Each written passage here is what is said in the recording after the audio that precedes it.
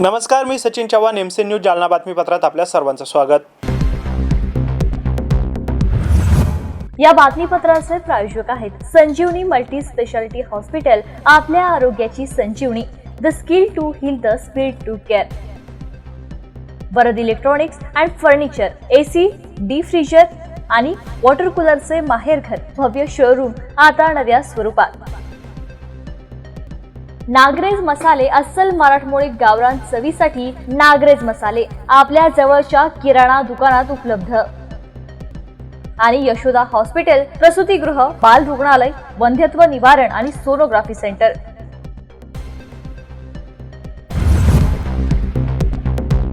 रावसाहेब पाटील दानवे, तुम्ही श्रीकृष्णाच्या रूपात आहात। अर्जुनाचा रथ आपल्याला विधानभवनापर्यंत न्यायचा आहे असं म्हणत मुख्यमंत्री एकनाथ शिंदे यांनी महायुतीचे जालना विधानसभा उमेदवार अर्जुन खोतकर यांच्या प्रचाराची जबाबदारी माजी मंत्री रावसाहेब पाटील दानवे यांच्या गळ्यात टाकली आहे। सोमवारी अर्जुन खोतकर यांच्या प्रचारार्थ मुख्यमंत्री एकनाथ शिंदे यांनी जालन्यात भव्य सभा आयोजित केली होती। या सभेला जालना मतदारसंघातील मतदारांनी उत्स्फूर्त प्रतिसाद दिला आहे। जालना विधानसभेचे महायुतीचे अधिकृत उमेदवार अर्जुन खोतकर यांच्या प्रचारासाठी मुख्यमंत्री एकनाथ शिंदे यांनी आझाद मैदान येथे सोमवारी सायंकाळी जाहीर सभा आयोजित केली होती। या सभेत बोलताना मुख्यमंत्री एकनाथ शिंदे यांनी रावसाहेब पाटील दानवे यांना तुम्ही श्रीकृष्ण म्हणत आहात, आपल्याला अर्जुनाचा रथ विधानभवनापर्यंत न्यायचा आहे, त्यांना विजयी करायचा आहे असं म्हणत रावसाहेब पाटील दानवे यांच्याकडे प्रचाराची जबाबदारी सोपवली। या सभेत बोलताना मुख्यमंत्री एकनाथ शिंदे यांनी सरकारच्या योजनांची माहिती उपस्थित मतदारांना दिली, तर उमेदवार अर्जुन खोतकर यांनी प्रतिस्पर्धी उमेदवार कैलास गोलंट्याल यांच्यावर हल्लाबोल केला। योजना आम्ही आणतो, आमच्या योजना चोरून लोक जलसम्राट होतात असं म्हणत त्यांनी कैलास गोलंट्याल यांना लक्ष्य केलं। या सभेला महायुतीचे नेते आणि मतदारसंघातील मतदारांची मोठ्या संख्येने उपस्थिती होती। जालना जिल्ह्यात तलवारी बाळगणाऱ्यांविरोधात जोरदार कारवाई सुरू आहे। सलग 3 दिवसांपासून तलवारी मिळण्याचे सत्र सुरू असून सोमवारी देखील स्थानिक गुन्हे शाखेने 2 जणांकडून तलवारी जप्त केल्या आहेत। या 2 जणांवर गुन्हा दाखल करण्यात आलाय। अवैध शस्त्रे बाळगणाऱ्यावर कारवाईची विशेष मोहीम सुरू आहे। यासाठी स्थानिक गुन्हे शाखेकडून विशेष पथकाची नेमणूक करण्यात आली आहे। गुन्हे शाखेकडून जिल्ह्यात अवैध शस्त्र बाळगणाऱ्यांची माहिती घेऊन शोध घेत असताना बदनापूर येथील अबुजर सय्यद जबीर याने पोस्टाच्या पार्सल सेवेद्वारे तलवारी मागवल्याची माहिती मिळाली होती। या माहितीवरून स्थानिक गुन्हे शाखेच्या पोलिसांनी बदनापूर येथील पोस्ट ऑफिसच्या आवारात सापळा लावला होता। यावेळी 2 जण दुचाकीवर एका खाकी रंगाचा बॉक्स घेऊन येताना दिसले। दुचाकी ताब्यात घेऊन पोलिसांनी दोघांची विचारपूस केल्यानंतर त्यांनी उडवाउडवीची उत्तरे दिली। पोलिसांनी त्यांच्याकडील बॉक्सची तपासणी केल्यानंतर 9,000 रुपये किमतीच्या 3 तलवारी आढळून आल्या। या प्रकरणी बदनापूर पोलीस ठाण्यात आवेश शबाब कुरेशी, अबुजर सय्यद जबीर दोघे राहणार बाजार गल्ली बदनापूर यांच्या विरोधात गुन्हा दाखल करण्यात आला। ही कारवाई पोलीस अधीक्षक अजय कुममीर बन्सल, अप्पर पोलीस अधीक्षक आयुष नोपानी, उपविभागीय पोलीस अधिकारी अनंत कुलकर्णी यांच्या मार्गदर्शनात स्थानिक गुन्हे शाखेचे पोलीस निरीक्षक पंकज जाधव, सहाय्यक पोलीस निरीक्षक योगेश उबाळे, पोलीस अंमलदार रुस्तुम जयवाळ, भाऊराव गायके, सागर भाबिस्कर, सोपान क्षीरसागर, धीरज भोसले, योगेश सहाने यांच्यासह इतर सहकाऱ्यांनी केली आहे।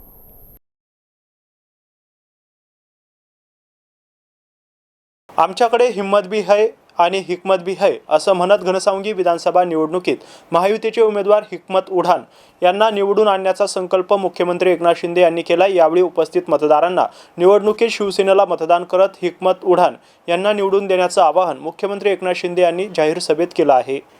घनसावंगी विधानसभा मतदारसंघाचे महायुतीचे अधिकृत उमेदवार डॉक्टर हिकमत उढाण यांच्या प्रचारासाठी सोमवारी सायंकाळी मुख्यमंत्री एकनाथ शिंदे यांची जाहीर सभा आयोजित करण्यात आली होती। या सभेत बोलताना मुख्यमंत्री एकनाथ शिंदे यांनी घनसावंगीतील मतदारांना डॉक्टर हिकमत उढाण यांना मतदान करून निवडून आणण्याचे आवाहन केलं। घनसावंगीच्या विकासासाठी आणि सर्वसामान्यांची कामे करण्यासाठी हिकमत उढाण यांना निवडून दिले पाहिजे असे मत यावेळी मुख्यमंत्री एकनाथ शिंदे यांनी व्यक्त केले। या सभेला महायुतीच्या नेत्यांची आणि घनसावंगी मतदारसंघातील मतदारांची हजारोंच्या संख्येने उपस्थिती होती। घनसावंगी विधानसभेतून महाविकास आघाडीकडून मैदानात असलेले आमदार राजेश टोपे हे इंग्रजासारखे दडपशाहीचे धोरण राबवतात, त्यामुळे मतदारसंघातील ऊस उत्पादक शेतकरी प्रचंड दहशतीखाली आहे असा आरोप अपक्ष उमेदवार सतीश घाटगे यांनी केला आहे। त्यांच्याशी बातचीत केली आमचे प्रतिनिधी साहिल पाटील यांनी। बघूयात। राज्यभरात विधानसभा निवडणुकांची रणधुमाळी सुरू झाली आहे। जालना जिल्ह्यातही 5ही विधानसभा मतदारसंघात आता उमेदवार प्रचाराला लागलेत। मात्र जालना जिल्ह्यात सध्या प्रमुख आकर्षण ठरते घनसावंगी मतदारसंघ, कारण याच मतदारसंघात सध्या तिरंगी लढत पाहायला मिळते। या मतदारसंघात माजी मंत्री तथा आमदार राजेश टोपे हे मैदानात आहेत. राष्ट्रवादी आणि महाविकास आघाडीकडून तर महायुतीने वेळेवर एकमत उडान यांना तिकीट दिलं आहे. मात्र भाजपाकडून गेल्या 4 वर्षापासून एक चांगलं काम करून गावागावात जाऊन खेड्याखेड्यात जाऊन ज्यांनी पक्ष वाढवला त्यांना ऐनवेळी डावलण्यात आलं होतं आणि त्यांनी जनतेच्या रेट्यानंतर अखेर बंडखोरी करण्याचा निर्णय घेतला आहे. आणि आता बंडखोर उमेदवार म्हणून अपक्ष सतीश घाटके पाटील हे मैदानात आहेत. आज आपण त्यांच्यासोबत आहोत. या निवडणुकीबद्दल आणि या रणधुमाळीबद्दल त्यांच्याशी चर्चा करणार आहोत. सर, खरं तर अगदी शेवटच्या श्वासापर्यंत वाटत होतं की 100% भाजपकडून तिकीट तुम्हाला जाहीर होईल. मतदारसंघातील अनेक नागरिकांना तसं वाटायचं, तुमच्या कार्यकर्त्यांनाही वाटायचं. मात्र ऐनवेळी निर्णय पलटला आणि तिकीट मिळालं नाही. नंतर बंडखोरी करावी लागली. याकडे कसं पाहताय? नाही, युतीत आम्हाला हे सीट सुटलं नाही, त्यामुळे त्या ठिकाणी भारतीय जनता पार्टीचा उमेदवार शक्य नव्हता. कारण युतीतून ज्यावेळेस सीट सुटत नाही त्यावेळेस आपण तिथं देऊ शकत नाही, मान्य होतं. आणि ही माझी बंडखोरी नाहीच आहे, हा जनतेचा उठाव आहे आणि मला जनतेचं ऐकावं लागलं. या ठिकाणी जर निवडणुकीत आपण उतरलो नाही, या ठिकाणी 25 वर्षापासून ज्या स्थानिक आमदार आणि अनेक वर्ष मंत्री असलेले यांचं जे मतदारसंघावर या ठिकाणी एक दहशतीचं असं एक वातावरण या ठिकाणी, यांचा पराभव करायचा असेल तर एक कारखानदार मोठा त्या ठिकाणी पाहिजे होता आणि ज्याच्यावर लोकांचा भरोसा असा कारखानदार पाहिजे होता. आणि मग लोकांनी सांगितले, साहेब आता जर आपण यावेळेस जर या माणसाला पराभूत करू शकलो नाही तर कार्यकर्ते 25 वर्षापासून जे लढत आहेत ते कार्यकर्ते नाउमेद होतील. आणि त्यामुळे जनतेच्या रेटेमुळे, कार्यकर्त्यांच्या रेटांमुळे मला निवडणुकीत सहभागी व्हावं लागलं. निवडणुकीत त्या ठिकाणी मी पार्टिसिपेट करतो. घनसावंगी मतदारसंघात मोठ्या प्रमाणात ऊस बागायतदार आहेत. सध्या 2 कारखानदार प्रमुख मैदानात आहेत. जे ऊस उत्पादक शेतकरी आहे यांचा कसा प्रतिसाद आहे? नाही, ऊस उत्पादक शेतकऱ्यांना एक 37-38 वर्षापूर्वीचे कारखानदार आणि आम्ही एक 12-13 वर्षापूर्वीचे कारखानदार, या दोघातली तुलना आता ते करत आहेत की कालांतराने ज्या 40 वर्षात त्यांच्या कारखानदारीतून चांगले दिवस आले, याबद्दल मी नाकारणार नाही. हो, शेतकऱ्यांना चांगले दिवस आले, पण शेतकऱ्यांमुळे त्यांना पण चांगले दिवस आले हे त्यांनी नाकारलं नाही पाहिजे. का दोन्ही साईडनी एका हाताने टाळी वाजत नसती. शेतकऱ्यांनी त्यांना भरभरून आजपर्यंत दिलं, पण समृद्धी साखर कारखाना जो खाजगी कारखाना असताना कोऑपरेटिव्ह कारखान्यापेक्षा अतिशय चांगल्या पद्धतीने काम करतो. की जसं की गेल्या 3 वर्षापासून मराठवाड्यात आम्ही सर्वात जास्त भाव देण्याची परंपरा कायम ठेवलेली आहे. आमचा ऊस उत्पादक सभासद आहे, त्याच्या मुलीच्या लग्नाला 1 क्विंटल साखर मोफत देणारा महाराष्ट्रातला पहिला खाजगी कारखाना आहे. त्यानंतर घरपोच साखर नेऊन देण्याची योजना असेल. त्यानंतर आता आम्ही घनसावंगीत जवळपास 3 एकरमध्ये या मतदारसंघातील कारखान्याच्या सभासदांच्या मुलीच्या लग्नासाठी अध्यात्मत असं मंगल कार्यालय बांधतो आहे की जे नाममात्र दरात त्या ठिकाणी त्यांना उपलब्ध करून देण्यात येईल. त्यानंतर 335 किलोमीटरचे रस्ते आम्ही कारखान्याच्या खर्चातून केले, कोणताही अतिरिक्त खर्च न दाखवता कारखान्याच्या नफ्यातून ते केलेले लोक की लोकांच्या शेतात जर रस्ते झाले, पांदण रस्ते झाले, शेत रस्ते झाले तर शेतकऱ्यांचे मुलं शेतात जातील ही भावना होती. त्यानंतर लेबरचा प्रश्न जो आहे, मोठ्या प्रमाणात लेबर आता मिळणार नाही यानंतर, कारण आता सर्वांना इझी वर्कचं सवय लागत चालली.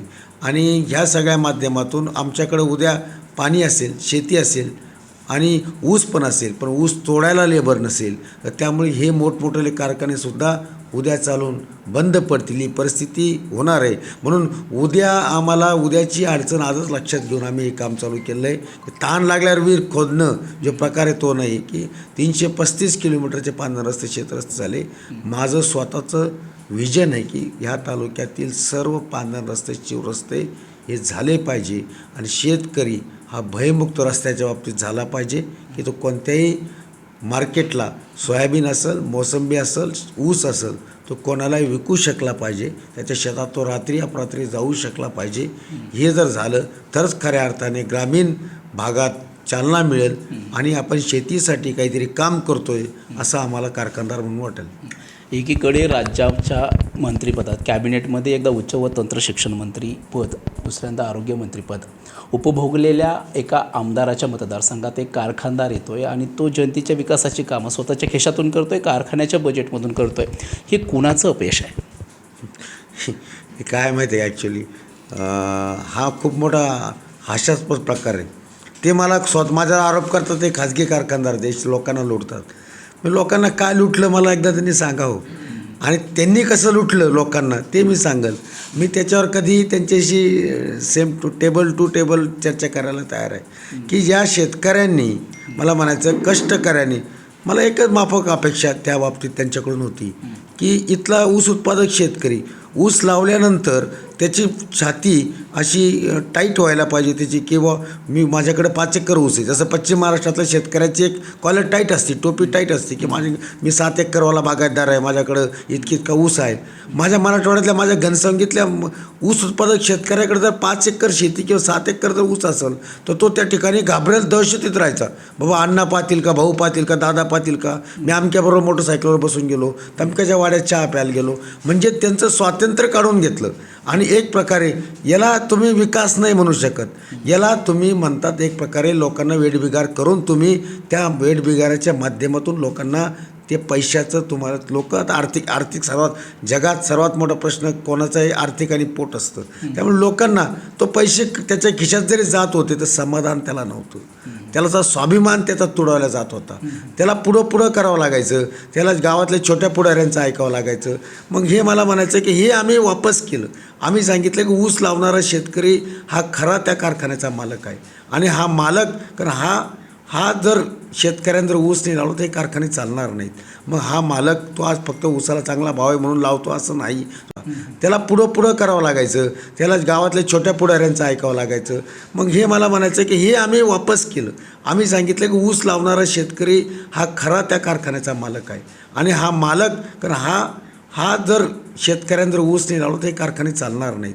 मग हा मालक तो आज फक्त ऊसाला चांगला भाव आहे म्हणून लावतो असं नाही, तो कष्ट करतो आहे. माझं त्यांना म्हणणं होतं की माझा हा छोटा शेतकरी रात्री अपरात्री पाणी देताना त्याच्या पायात जेवढा मोठा काटा घुसतो, रानडुक्कर असतात, लाईट विजेचे झटके असतात, अनेक संकटाला थंडी असती, ऊन असतं, अनेक संकटावर मात करीत हा ऊस पिकवतो. हा ऊस पिकवणारा माझा शेतकरी या ठिकाणी या तालुक्यात इतका भयभीत का आहे, हा माझा शेतकरी याच्यावर समाधान का नाही. मला म्हणायचं याने कष्ट केले नसते तर त्या ठिकाणी ह्या कारखान्यांना, त्यांच्या पण कारखान्यांना ऊस जर हा गेला नसता तर मला असं वाटतं की कोणी कर्मयोगी झाला नसता. कारण माझा ऊस पिकवणारा शेतकरी आजही ऊस पिकून कर्मदरिद्री असं मला वाटतं.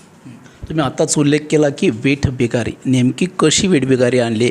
ते खूप सिस्टमॅटिकली त्या ठिकाणचं एक ज्याला म्हणतात की जिथून आपल्याला आर्थिक फायदा होत असतो त्या माणसाचं एक कंट्रोलिंग त्या ठिकाणी असतं आणि त्या पद्धतीचं एक कंट्रोलिंग तयार केलं. ज्याला आपण असं म्हणतो की इंग्रज आले होते, थोडेच होते, पण नंतर पुरेपूर भारतावर त्यांनी राज्य केलं. त्यांनी कशा पद्धतीने केलं? त्याच पद्धतीने मोजक्या लोकांनी बाकीच्या लोकांवर कंट्रोलिंग करायचं.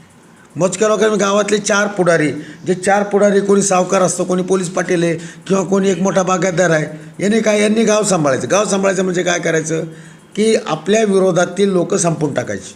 संपवायचे म्हणजे कसे, ऊस लावला का त्याचा ऊस 16 महिने 18 महिने न्यायचा नाही, त्याच्याकडे त्याला नोंद घेऊन द्यायची नाही, त्याच्याकडे कांडोळा करायचा, त्याचा ऊस बांधावर कसा पडेल याची व्यवस्था करायची, त्याला कायम दहशतीत ठेवायचं, त्याला कर्ज मिळवून द्यायचं नाही, त्याचे रस्ते अडवायचे. हे प्रकार यांच्या कार्यकर्त्यांनी यांच्या सांगण्यावरून केलेले आहेत आणि आता ते रिपीट होत आहे. हे आता परतफेड लोक करणार आहेत, हे मी नाही करणार. ज्यांच्यावर अत्याचार झाला, अन्याय झाला, ते आता या प्रतीक्षेत या विधानसभेला हे सर्व परतफेड करायची आणि आपला हिशोब पूर्ण करायचा आणि हा हिशोब 100% पूर्ण होणार आहे. मी दोन्ही गोष्टी मान्य करतो. तुमच्या कारखान्यामुळे मी म्हणणार नाही की ते कारखान्याने काही चांगले झालं नाही, खूप काही चांगलं झालं, पण खूप काय वाईट झालं त्याची पण चर्चा झाली पाहिजे असं मला वाटतं. ज्या शेतकऱ्यावर अन्याय झाला असे किती शेतकरी तुम्हाला येऊन भेटले त्याच्या? इंटरव्ह्यूज घ्या, खूप भेटले. काय, मी 15 वर्षापासून कारखानदारीत आहे. मला येऊन भेटणारा शेतकरी हा दुःखीच असतो आणि तो दुःखातूनच त्याला तिकडे कुठे आधार नसला तर तो माझ्याकडे येत असतो आणि तो माझ्याजवळ हे सगळं सांगत असतो आता. आणि मी स्वतः हे सगळं बघतोय, रोज जाणवतो. असं काही नाही की मी आज आलो आणि मला त्याने सांगितलं म्हणून मी हे सगळं करतोय. इथल्या कोणत्याही शेतकऱ्याला जाऊन बघा, तुम्ही समजा 50 लोकांनी पैसे कमवले असतील तर 25 लोक उद्ध्वस्त झालेले बी सापडतील तुम्हाला, की अनेकाचे ऊस बांधावर पडलेत, जाणून बुजून टाकण्यात आले. अहो साधं तुम्हाला सांगतो मी, या लोकांनी यांची घोषणा आहे की बाबा आमच्या विरोधात जर कोणी गेलं तर त्याचा बांगर करू. म्हणजे बांगर काय प्रकार आहे? मग मला कळालं की एक ज्ञानदेव बांगर नावाचा एक ग्रस्त होते, जे जिल्हा परिषदेचे अध्यक्ष होते. यांचे वडील आणि ते मित्र असल्यामुळे एकदा सहज काँग्रेस कमिटीच्या एका मिटिंगला हे दिल्लीला गेले आणि त्यावेळेस त्या काँग्रेस कमिटीला वाटलं की हा उमेदवार चांगला दिसतोय बुवा, याला आपलं तिकीट दिलं पाहिजे, तर त्याला लोकसभेचं तिकीट देण्यात आलं. हे यांच्या वडिलांना आवडलं नाही. ते म्हणले अरे मी असताना तुला तिकीट कसं काय मिळालं, थांब तू मागं घे, तुम्हाला मला वरून तिकीट मिळालं नाही. मग त्यांना त्या गडबडीत 1000 मताने पाडण्यात आलं. कसं पाडण्यात आलं काय आलं हे खूप मोठा इतिहास आहे. पण त्यानंतर त्या माणसाचा जो रात्रंदिवस बरोबर राहून खांदा लावून काम करत होता, त्या माणसाचा 60 एकर ऊस यांनी उभा ठेवला.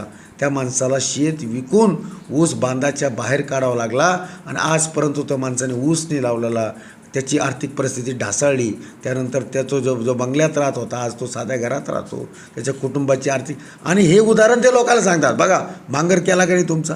म्हणजे म्हणून त्यांनी एक स्टेपिंग स्टोन तयार केले, एक्झाम्पल फॉर. मी नाही सांगत, हे लोक सांगतात.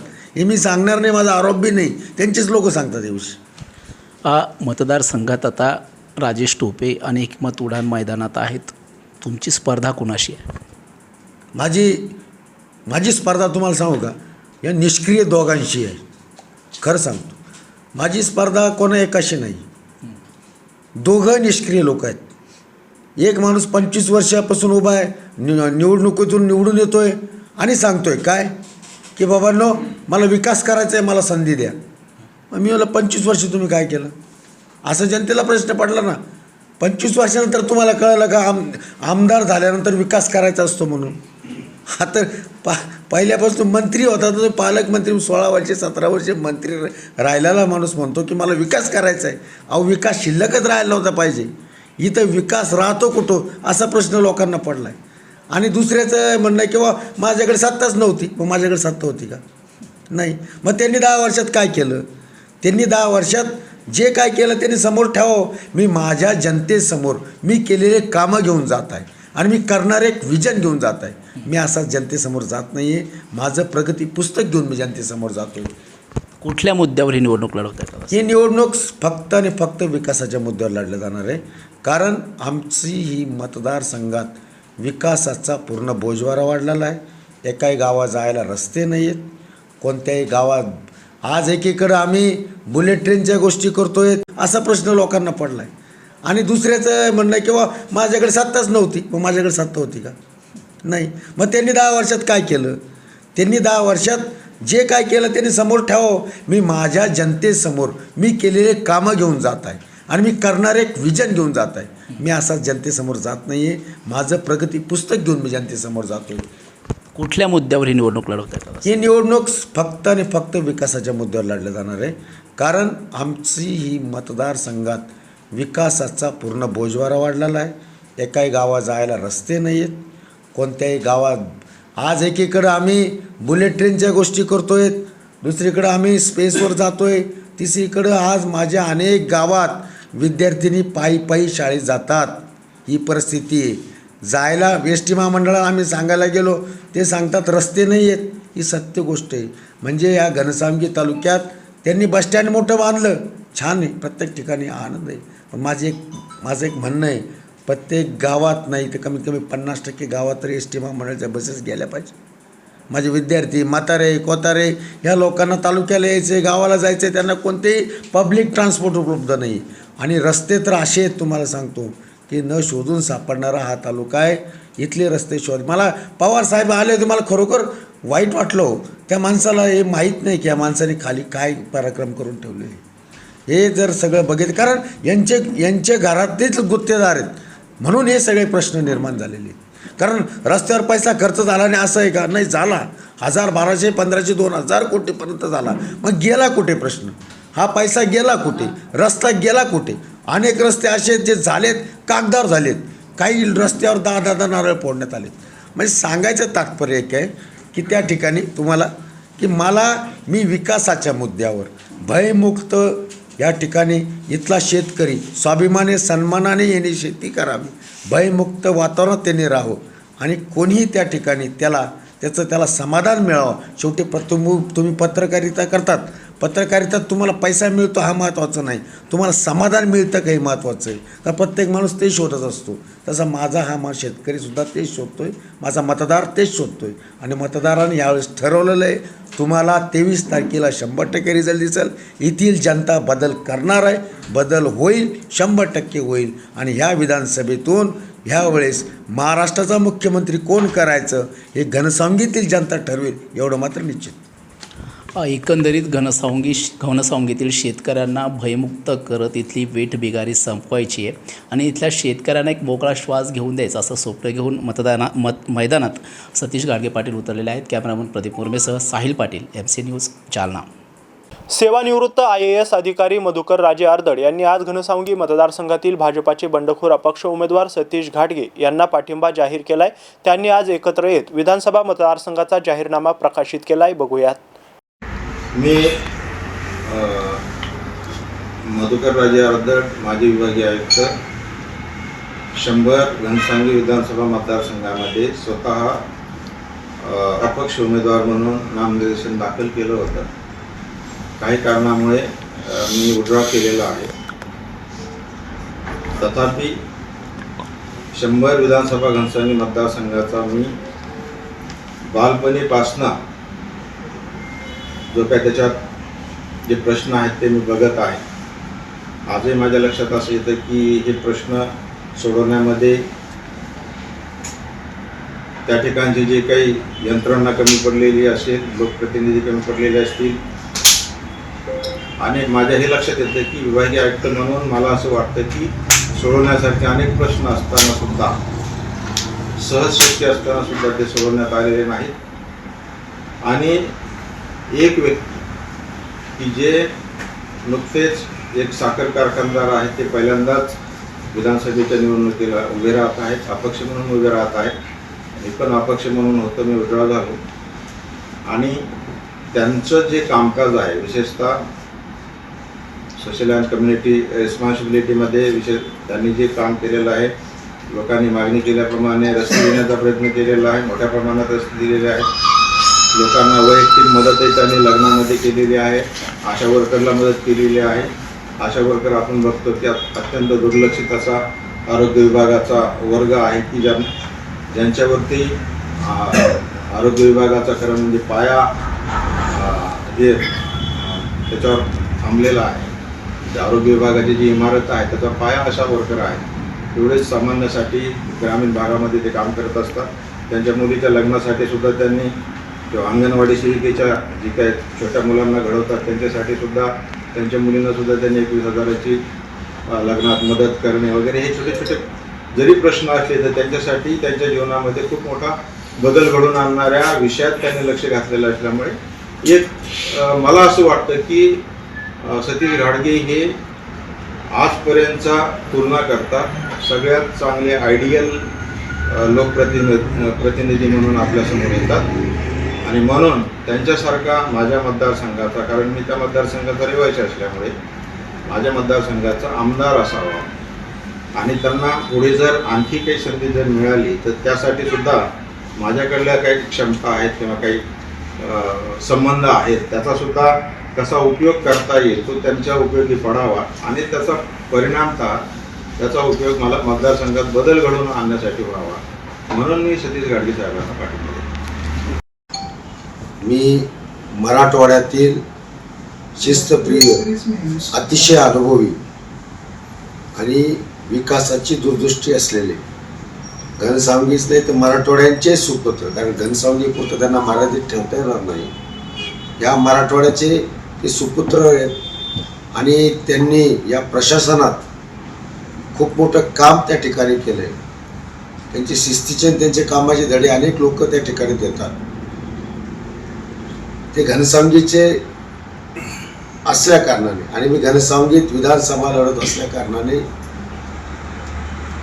मी साहेबांना विनंती केली होती की साहेब, आपण एवढ्या मोठ्या पदावर काम केलेलं आहे, आपल्यासारख्या एका मोठ्या अधिकाऱ्याची ज्याचे प्रशासनावर पकड आहे, ज्यांना प्रशासनातले खास कळगे माहिती आहे. आता तालुक्याची जी वाताहत या 25 वर्षात झालेली आहे. आणि साहेबांना त्या गोष्टी सगळ्या माहिती की या तालुक्याला जर विकासाच्या मार्गावर घेऊन जायचं असेल तर साहेब एकटं माझं काम नाही होऊ शकत. याच्यासाठी मला अशा लोकांची गरज आहे की जे खांद्यावर हे गोष्टी सर्व पेलू शकतात. आणि सर्वात प्रथम माझ्या डोळ्यासमोर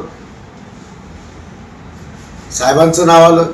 मी साहेबांना विनंती केली की आपण साहेब आता अनेक लोकांशी मोठमोठे संबंध आहेत, मुख्यमंत्र्यांशी आहेत, सगळ्यांशी आहेत, तरी माझ्यासारख्याची विनंतीला मान देऊन की साहेब तुमच्या नेतृत्वाखाली आम्हाला घनसावंगी घडवायचं आहे. घनसावंगीतले प्रश्न जे मातीशी निगडीत प्रश्न आहेत साहेब, तुमचे लोक आहेत, माझे लोक आहेत.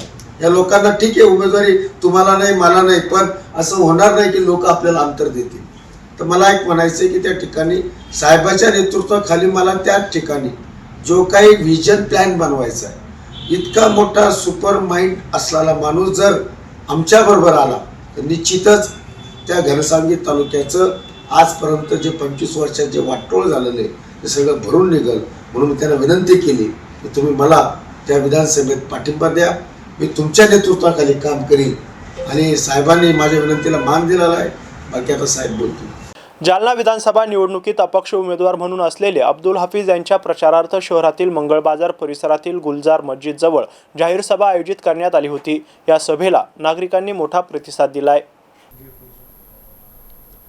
जालना शहरातील नवीन जालना भागातील मंगळ बाजार परिसरात अपक्ष उमेदवार अब्दुल हफीज यांच्या जाहीर सभेचे आयोजन करण्यात आलं होतं. यावेळी व्यासपीठावर सय्यद रहीम, ऑल इंडिया ओबीसीचे अध्यक्ष शब्बीर अन्सारी, अब्दुल रशीद पहलवान आणि अपक्ष उमेदवार अब्दुल हफीज यांनी थोडक्यात आपले मनोगत व्यक्त केले. यावेळी अपक्ष उमेदवार अब्दुल हफीज बोलताना म्हणाले की जालना जिल्ह्यातील सर्व मतदारांना आता बदल पाहिजे. आता लोकांच्या मनात बदलाची भावना निर्माण झाली असून आता ना आजे ना माझे, तुमच्या सर्वांच्या आशीर्वादाने अब्दुल हफीज भाईस मारणार बाजी. सध्या जालना जिल्ह्यात आजी माजी आमदारांची घराणेशाही वाढीस लागली आहे. जालना शहराची बकाली अवस्था झाली असून जालना जिल्ह्यातील लॉ अँड ऑर्डर बिघडत असून या शहरात गोळीबार होत आहेत, वारंवार मर्डर होत आहेत. राजकारण्यांनी या शहराची बकाल अवस्था करून ठेवली आहे. मुख्य बाजारपेठ असलेले महात्मा फुले मार्केट पाडून टाकले. त्या मार्केटची अजून उभारणी नाही.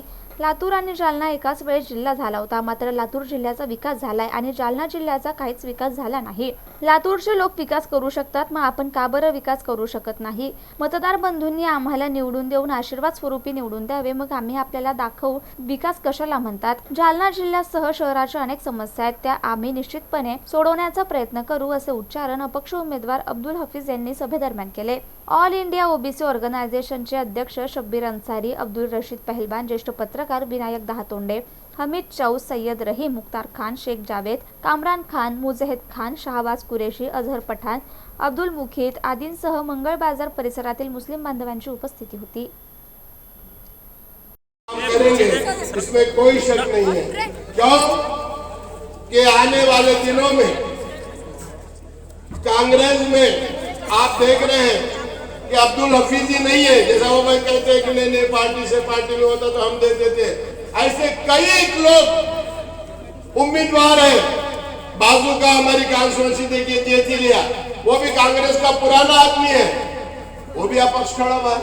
क्या वजह है भाई? क्या वजह क्या है? नाइंसाफी है. आज मैं नौजवानों तुमको ये बताना चाह रहा हूं कि बड़े अफसोस से कहना पड़ता है कि महाराष्ट्र की जो कांग्रेस की कमेटी है, 1.5 करोड़ मुसलमान रहते हैं महाराष्ट्र में, 1.5 करोड़ मुसलमान, उनका एक भी नुमाइंदा कांग्रेस की वर्किंग कमेटी के अंदर नहीं. इसमें से आप अंदाजा लगा सकते हैं कि कैसा हमारे साथ खिलवाड़ हो रहा है. फिर भी हमारे भाइयों की आंखें नहीं खुलती. 1.5 करोड़ मुसलमानों नुमाइंदगी करने वाला उस पार्टी के अंदर कोई नहीं रहा. अगर जो उस पार्टी के अंदर नुमाइंदगी करने वाला रहता तो यकीनन और यकीनन अब्दुल हफीज को टिकट जरूर मिल जाता. कि जालना विधानसभा का ये माहौल पूरे महाराष्ट्र को गरमाया हुआ है. पूरे महाराष्ट्र की नजर यहां पर लगी है. बड़ी बड़ी डिग्निटी जो सियासत में अपना काम करती है वो आज ये सोचने पे मजबूर है कि समाज अगर खड़ा है तो एक अब्दुल हफीज अगर सामने आता है और समाज अगर पीछे खड़ा रहता है तो बदलाव किस तरह से होता है। आज इनके पैरों से जमीन निकल गई। ये आज हमारे बीच में न नंबर 1 पे है न नंबर 2 पे है। ये कितने नंबर पे है ये 23 तारीख को पता चलेगा। हम यहां पर जीत रहे हैं और हमें भरोसा है कि आपका सिर्फ वोट मुझे दीजिए, वोट दे दीजिए, फैसला अल्लाह का आपके साथ में और हमारे साथ में है। मैं आपको ज्यादा बड़ी बात नहीं करता हूं। मेरे साथ मेरा दोस्त विनायक दाहातोंडे, जिसने और मैंने 16 साल इस पत्रकार संगठन की भागदौड़ संभाली है। मैं मुस्लिम समाज का एक नुमाइंदा होते हुए जो औरंगाबाद टाइम्स को रिप्रेजेंट करता हूं, जालना के पूरे पत्रकारों ने जो विविध समाज से अपना ताल्लुक रखते हैं, उन्होंने ये कहा मेरे अफसेंस में, जिस तरह से उन्होंने कहा कि अब्दुल हफीज इसकी क़यादत कर सकता है, तो पत्रकारों के लोगों ने भी ये कहा कि अगर ये जालना में अगर पत्रकार भवन बन सकता है तो ये अब्दुल हफीज ही बना सकता है। इतना कॉन्फिडेंस, इतना विश्वास, इतना भरोसा इस जालना जिले के पत्रकारों ने पे डाला है। और मैं आपको वादा करता हूं कि जो मैंने उनको वादा किया था कि मेरे 2 साल के कार्यकाल में मैं ये पत्रकार भवन बनाऊंगा, आपकी दुआओं से, पत्रकारों के साथ में खड़े होने से मैंने मेरे 2 साल के कार्यकाल में 50 लाख की बिल्डिंग खड़े की और उसी दिन उस कुर्सी को ठोकर मार दिया। विलासराव देशमुख उस टाइम पे मुख्यमंत्री थे। उन्होंने कहा हफीज भाई आप क्यों पत्रकार संगठन के अध्यक्ष से राजीनामा दे रहे हो? मैंने कहा सर, मुझे जो पत्रकारों ने मुझे विश्वास डाला, मैंने उनका विश्वास पूरा किया और मेरे 2 साल के कार्यकाल में मैंने पत्रकार भवन का निर्माण किया और आज आपके हाथ से उद्घाटन हो रहा है, मुझे गर्व है। विलासराव देशमुख साहब ने उनके स्पीच में बहुत कुछ कहा अब्दुल हफीज के बारे में, और वही डिग्निटीज थी जिन्होंने मुझे पहचाना और 2012 में औरंगाबाद जालना स्थानिक स्वराज्य मतदार संघ का मुझे बुलाकर कहा कि आपको अपने को टिकट दे रहा हूं और आपको इस मतदार संघ से लड़ना है। व्यापारी महासंघ जिल्हा जालना आणि जनरल मर्चंट्स असोसिएशनच्या संयुक्त विद्यमाने दिवाळी स्नेहमिलन मोठ्या उत्साहात संपन्न झाले। व्यापारी महासंघ जिल्हा जालना आणि जनरल मर्चंट्स असोसिएशनच्या संयुक्त विद्यमाने जालना शहरातील सर्व तालुका अंतर्गत ग्रामीण भागातील लहान मोठे सर्व उद्योग व्यवसाय करणारे महिला पुरुष यांच्या प्रतिवर्षानुसार दिवाळी स्नेहमिलन 10 नोव्हेंबर रोजी जैन भवन सकलेचा नगर जालना येथे मोठ्या संख्येने अतिउत्साहात पार पडले। या कार्यक्रमाचे उद्घाटन संघटनेचे महाराष्ट्र राज्य अध्यक्ष सचिन निवंगुने यांच्या हस्ते करण्यात आले। राज्याध्यक्ष सोबत आयोजक जिल्हाध्यक्ष हस्तिमल बम, शहराध्यक्ष सतीश पंच, उपाध्यक्ष सुखदेव बजाज, महिला आघाडीच्या अध्यक्षा सीता मोहिते पाटील मंचावर उपस्थित होत्या। यावेळी जिल्ह्यातील आदर्श व्यापारी 21 व्यापाऱ्यांचा प्रमाणपत्र देऊन मान्यवरांच्या हस्ते गौरव करण्यात आला। या कार्यक्रमाच्या यशस्वीतेसाठी सचिव प्रवीण मोहता, सहसचिव जगन्नाथ थोटे, सुब्रमण्यम अय्यर, प्रमोद जोशी, सुभाष सोनुने, रामभाऊ मोहिते, सुदर्शन चिप्पा, देवेंद्र सावजी, अब्बास खा, पुंजाराम शेळके, कीर्ती अग्रवाल आदींनी परिश्रम घेतले। कार्यक्रमाचे सूत्रसंचालन ॲडव्होकेट अभय सेठिया, दीपक मोदी यांनी केले, तर आभार कोषाध्यक्ष अतुल लड्डा यांनी मानले। राष्ट्रीय लहुजी महासंघ तथा विविध सामाजिक संघटनेच्या वतीने वंचित बहुजन आघाडीचे अधिकृत उमेदवार डेव्हिड घुमरे यांना जाहीर पाठिंबा देण्यात आलाय। सर असं आहे, जालना जिल्ह्यातील वंचितचे अध्यक्ष आदरणीय डेव्हिड दादा घुमरे आमचे चांगले मित्र आहेत, माझे चांगले स्नेही आहेत, परंतु आम्ही त्यांचं काम गेल्या 20-22 वर्षापासून पाहतो। अत्यंत प्रभावी असं काम त्यांचं आहे आणि त्यांनी गोरगरीब तळागाळातील सामान्य कार्यकर्त्यांना भरपूर असा सामाजिक, राजकीय आणि शैक्षणिक न्याय देण्याचा फार मोठा प्रामाणिकपणे त्यांनी काम केल्याचं कार्य, त्यांचं कार्य मी गेल्या 10-12 वर्षापासून त्यांना ओळखतो, पाहतो। आम्ही चांगले स्नेही, आम्ही चांगले मित्र आहेत। चळवळीतल्या दलित चळवळीतील मराठवाड्यातील चांगल्या प्रभावी असं काम करणारा माणूस, खऱ्या अर्थानं या मराठवाड्याला, या जालना जिल्ह्याला, जालना शहराला नवीन चेहरा पाहिजे, या माध्यमातून मी त्यांना पाठिंबा मनापासून दर्शवलेला आहे। आता या बऱ्याचशा लोकांना लोक वैतागलेले आहेत. बरेचसे काही हडप सारगाव करणारे सुद्धा आमदार खासदार त्यांनी आपलीच घरं भरले, परंतु सामान्य माणसाला काय दिलं नाही. परंतु हा माणूस गेल्या 20-22 वर्षापासून सामाजिक क्षेत्रामध्ये काम करतो. त्यांनी सर्वसामान्य माणसाला न्याय दिलेला आहे. म्हणून आपण अशा माणसाला तमाम जालना शहरातील तरुणांनी देखील सगळ्यांनी मिळून डेव्हिड घमारे दादांना पाठिंबा द्यावा अशी माझी देखील मी जालना शहराच्या वतीनं विनंती करतो. आणि अशा माणसाला, अशा तरुणांना एकदा संधी दिली पाहिजे असं देखील माझी कळकळीची एक विनंती आहे. कोणतेही पद नसताना गेल्या 18 वर्षांपासून बदनापूर मतदारसंघातील नागरिकांची सेवा करणाऱ्या बबलू चौधरी यांच्या पाठीशी उभा राहून त्यांना मतदान करून विजयी करा आणि बदनापूर मतदारसंघाच्या विकासाला हातभार लावा असं म्हणत राष्ट्रवादी काँग्रेस पक्षाचे प्रदेशाध्यक्ष जयंत पाटील यांनी आज बदनापूर मतदारसंघातील मतदारांना साथ घातली आहे. बदनापूर विधानसभेचे महाविकास आघाडीचे अधिकृत उमेदवार बबलू चौधरी यांच्या प्रचार सभेत ते बोलत होते.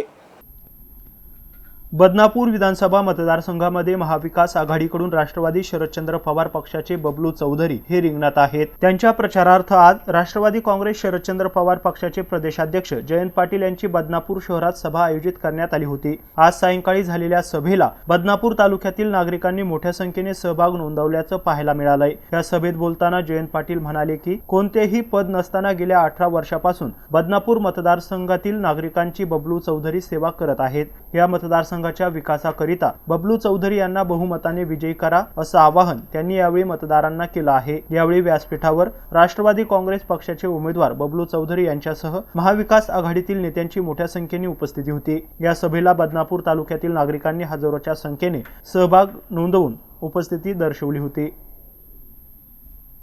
पुन्हा एकदा आम्ही या मतदारसंघामध्ये उभा केलेला आहे. तुम्हाला मी एवढीच विनंती करेन, बबलू चौधरींना आपण निवडणुकीत निवडून द्या. बाळासाहेब उद्धव ठाकरे, शरद पवार साहेब आणि राहुल गांधी यांची सगळी ताकद बबलू चौधरींच्या मागे आम्ही उभा करू आणि बदनापूरच्या विकासाची गंगा या ठिकाणी चांगल्या पद्धतीने वाहण्याची व्यवस्था करू. कोणत्याही परिस्थितीमध्ये आपण सगळ्यांनी, माझी विनंती आहे की चित्र बदललेलं आहे. शेवटच्या दिवशी 4 दिवसात बराच गोंधळ समोरचे घालतील, पण आम्ही उभा केलेला बबलू चौधरी हा सामान्य आणि प्रामाणिक कार्यकर्ता आहे. आम्ही तुम्हाला शेवटचं काम सांगतो आणि माझं भाषण संपवतो. अरे बैठो ना यार, कहां फॉरेन जा रहे क्या?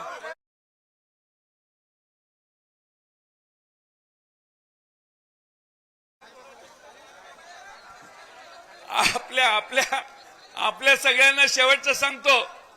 आता इथनं घरी गेलं की गरीब पत्नी, मुलगी, आई, बहीण, वहिनी सगळ्यांची घरात जाऊन मीटिंग घ्या आणि सगळ्यांना सांगा, तो दाढीवाला बाबा तुम्हाला 1,500 रुपये महिन्याला देतोय. हो बाबा आला होता आज, तो म्हणतोय मी 3,000 रुपये देणार आणि त्या 3,000 रुपयासाठी आपल्याला महाविकास आघाडीला मतदान करायचंय अशी भूमिका मांडा. महाराष्ट्रातल्या शेतकऱ्यांचं दैन्य दूर करायला सोयाबीनचा भाव गेला, कापूस खाली कोसळला, कांद्याची यांनी वाट लावली. महाराष्ट्रातल्या कुठल्याही पिकाच्या शेतकऱ्याला सुख यांनी दिलं नाही.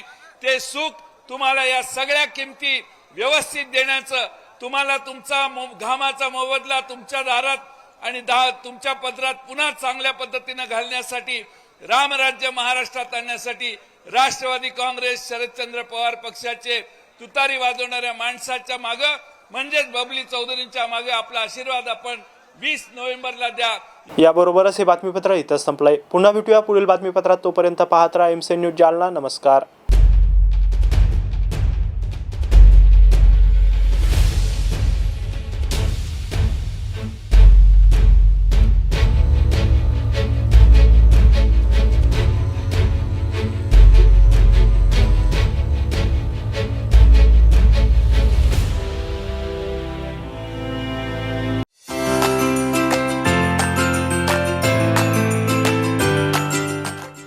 NRG ग्रुप इंडिया विविध सणांच्या पार्श्वभूमीवर खास आपल्यासाठी घेऊन आले आहेत फक्त 39,999 रुपयात इलेक्ट्रिक स्कूटी. ना बुकिंग ना वेटिंग. यामध्ये लिथियम आयन बॅटरी सोबत नवीन आकर्षक विविध रंगांमध्ये आणि चालवायलाही दमदार असलेली इलेक्ट्रिक वाहने.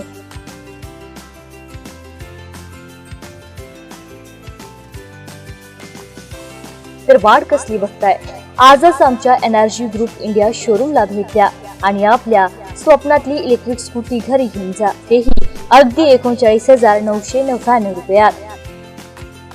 आमचा पत्ता energy group India, Joha plaza, Totla petrol पंपाजवळ, छत्रपती संभाजीनगर रोड. आमचा संपर्क 7550340875 किंवा 9420083385. बब्बन, आपको कलेक्टर साहिबा के हाथों से इनामी घर मिल रहा है. आपका घर बहुत सुंदर होगा ना? अरे नहीं बेटा, हम तो बहुत छोटे आदमी हैं। चाचू डोंट वरी, मैं बड़ी होकर आपके लिए और सबके लिए मजबूत और सुंदर घर बना के दूंगी. कालिका सरिया लाना मत भूलना. कालिका TMT सरिया कंक्रीट से करे मजबूत जोड़ और भूकंप संग आग से लड़कर घर को दे दीर्घायु. कालिका सरिया मैं भूली नहीं. बेटिया आप कलेक्टर. कालिका TMT, फैसला जो मजबूत हो. Varad electronics and furniture, branded उत्पादनांचे भव्य दालन.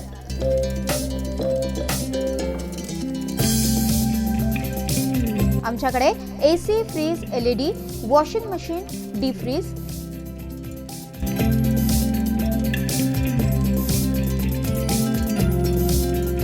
सोफा सेट, कॉट, कपाट, टेबल, खुर्च्या यासह सर्व प्रकारचे इलेक्ट्रॉनिक साहित्य आणि फर्निचर योग्य दरात मिळेल.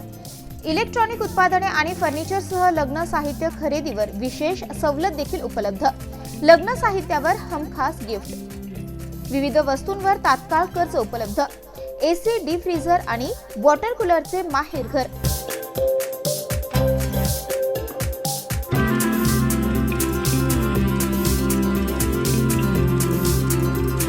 आमचा पत्ता plot number 58, Shivshakti green city, Mhasoba मंदिराच्या बाजूला, नीलम टॉकीज जवळ, स्टेशन रोड, जालना. संपर्क 9422725920 किंवा 9552774202. अंकुश सरांचे प्रीमियर इन्स्टिट्यूट. इयत्ता 11वी 12वी नीट, JEE, CET साठी प्रवेश देणे सुरू आहे. करिअरमध्ये यश मिळवून देणारा अंकुश सरांचा पॅटर्न.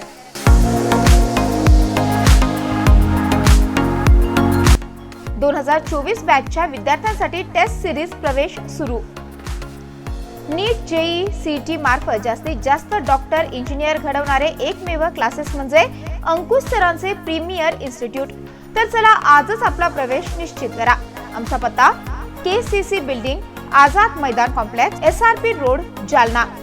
संपर्क 9823773753.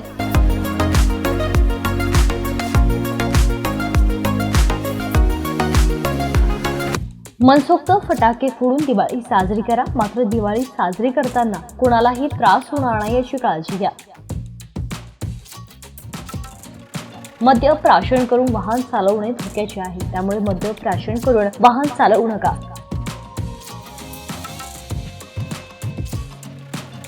सर्व जनतेस दीपावलीच्या हार्दिक शुभेच्छा. शुभेच्छुक राम अग्रवाल, संचालक रूपम वाईन्स, जालना.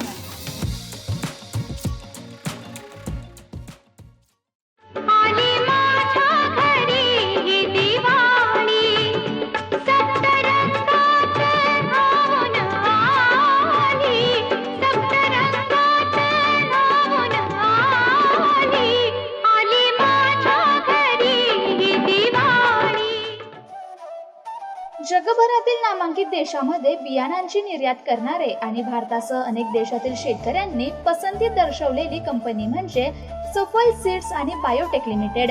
कंपनीची वैशिष्ट्ये: सर्व प्रकारच्या भाज्यांची उत्कृष्ट बियाणे, टरबूज, खरबूज यासारख्या फळांची दमदार बियाणे, कापूस, तांदूळ, मका, बाजरी, सूर्यफूल, सोयाबीन, ज्वारी यासह अनेक पिकांच्या विश्वासार्ह बियाणांचे माहेरघर सफल सीड्स आणि बायोटेक लिमिटेड, जालना तर्फे सर्व नागरिकांना दीपावलीच्या हार्दिक शुभेच्छा.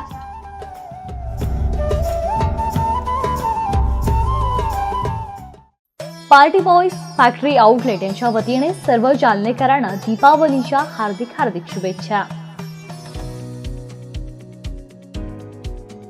Party boys factory outlet shirt, pant, T shirt आणि जीन्सचे भव्य दालन. शर्ट 399, 499, 599 आणि 650. अरमानी ट्विल पॅन्ट्स साईज 28 ते 34 पर्यंत केवळ 1050 ला 3 pant. Armani big size pant 36 ते 42 अगदी 599 रुपयात. अरमानी पॅन्ट साईज 28 ते 36. पीनट प्लेन आणि पीनट चेक्स पॅन्ट 1400 रुपयांमध्ये 3. कुर्ता सेट 350 पासून ते 1199 पर्यंत. कार्गो पॅन्ट 6 आणि 7 पॉकेट केवळ 999 रुपयात. बेल्ट 350 पासून. वॉलेट 350 पासून. शूज आणि लोफर्स अगदी 400 रुपयांपासून. Party boys factory outlet, Mundada towers, railway station road, near Malmadevi मंदिर, जालना. आमचा संपर्क 8149161616 किंवा 9595776999.